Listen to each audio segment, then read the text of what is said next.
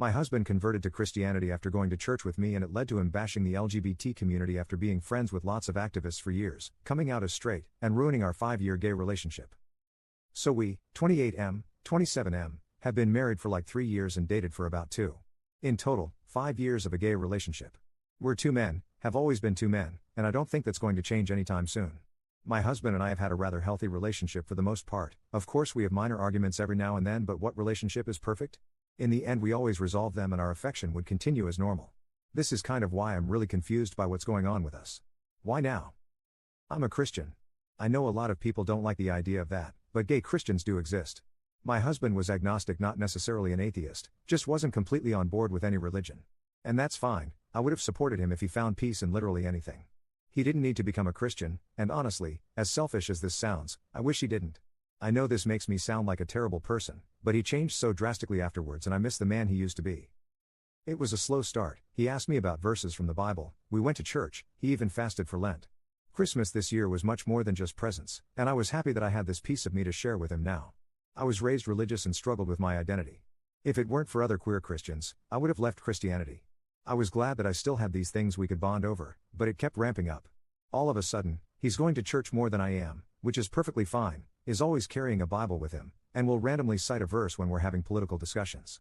I've noticed his views have started to shift towards the right as well, and recently retweeted someone saying your body, my choice. You're a twink, women's reproductive rights don't concern you in the slightest? It kept ramping up. He started agreeing with the whole LGB minus the T crowd, and started spewing harmful rhetoric about drag queens, as if we aren't friends with a bunch of them.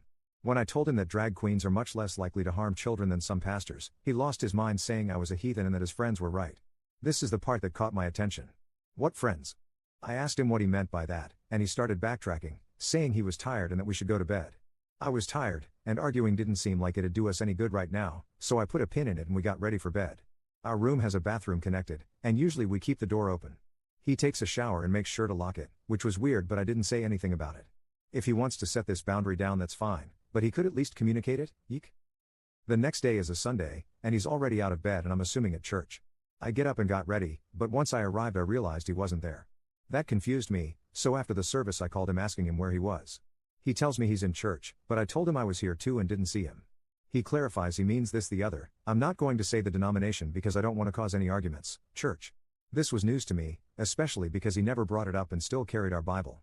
I told him to send me the address and I'll pick him up so we can get brunch, but he tells me that he doesn't want his friends seeing me. That hurt. I asked him if we could at least meet up and he said he'll see me at home. After a few hours, he finally comes home. He says we need to talk, I agreed.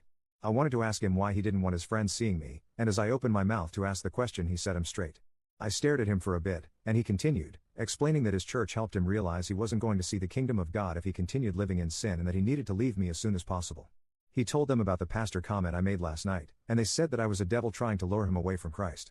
He started repeating a lot of the same rhetoric I heard from other Christians growing up, and it really upset me. He even said that I could be saved, and that I already had the traditionally masculine look, and that I just needed to steer away from homosexuality. I feel like I'm in an alternate reality right now. I'm being told by the love of my life that I'm a devil that needs to return to Christ because I shut down his homophobic rhetoric. My gay husband is being homophobic. I'm sorry, but not once in the 5 years we've been together did he realize he was suddenly straight. It just doesn't work like that. It's not like we're in some other universe where compomo is a thing, right? I told him that he needed to leave and that we could discuss arrangements afterwards. I still want him, I love him.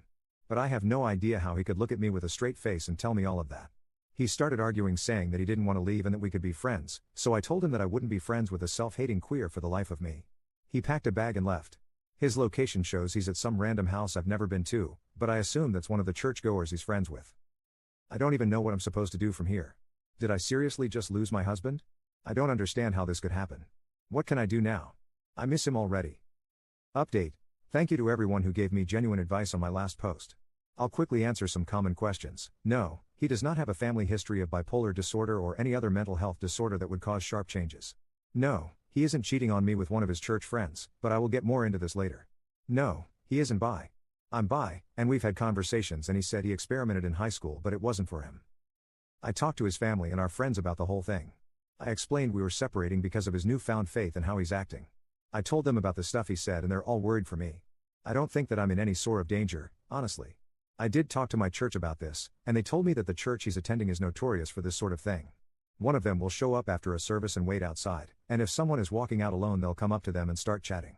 They'll pretend they go here until they've talked to the person enough times to invite them to their church. Apparently, he was attending my church even on days where I wasn't, so he was alone a lot. It's really predatory, and it low-key pisses me off that he was enjoying my church and it led to him being taken away from me. I've had limited contact with him in the past few days. He came over last night, saying he needed to talk to me. He didn't appreciate me contacting his parents, and assured me that he is fine mentally. I wanted to start asking all the questions I've come up with since he left, but I didn't want to overwhelm him. I know he didn't cheat on me because that was the first question I asked. More so, are you leaving me because there's somebody else? His response was that he didn't want to leave me, but living in sin wasn't what he wanted anymore. How did he figure this out, you ask?